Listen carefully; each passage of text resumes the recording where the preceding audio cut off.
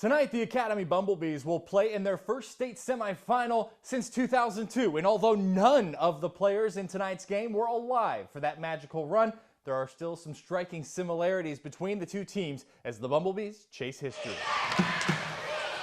For 19 years, the Academy Bumblebees have looked toward the rafters to see the success this program has achieved.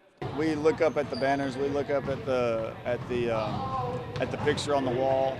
You know, our AD was a player on that. These kids have been coached by the coach that was on that was the coach of that team. That picture shows a familiar face too. Athletic Director Jared Hunt was a junior on that 02 team. I was a move-in.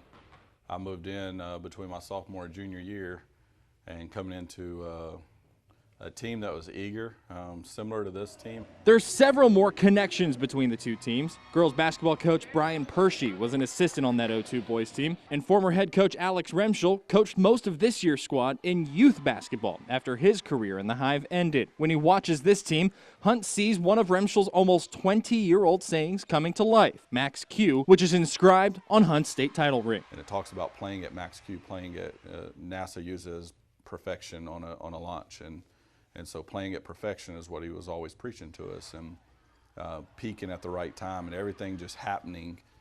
And I see that happening right now. There are some differences. They score a lot more than we did. But at the end of the day, these bees are on a run that for those in the Hive is simply magical. Magical.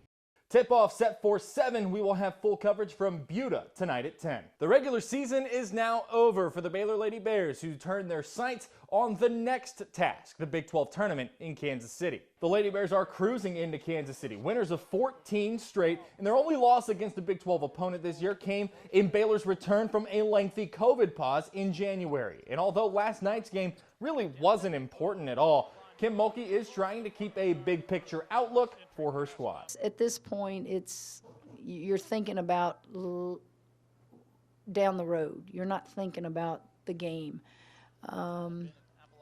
So I've got to, as a coach, share that with them, but also motivate them and get them ready to play. The Lady Bears play Friday against the winner of Thursday's game between TCU and Kansas. It was this time last year Baylor's bid at the men's program's first national championship was cut short while the rest of the country shut down. And as the Bears pack up to head to Kansas City for the Big 12 tournament again, some of the players say it's hard not to think about that. The second-ranked Bears are coming off an undefeated season at home and their first conference title in 71 years, despite struggling in 2 games after a 21-day COVID-19 pause that Baylor is back to firing on all cylinders after. Jared Butler was named the AP Big 12 Player of the Year today, but that award, he says, is not just about him. Thinking about me as a freshman coming to Baylor, not knowing what I'm getting myself into, having no expectations for how well I'm going to be or how good I'm going to be. Now I'm AP Big 12 Player of the Year and winning the Big 12 championship, it just comes full circle. And all these awards are just team awards. I wouldn't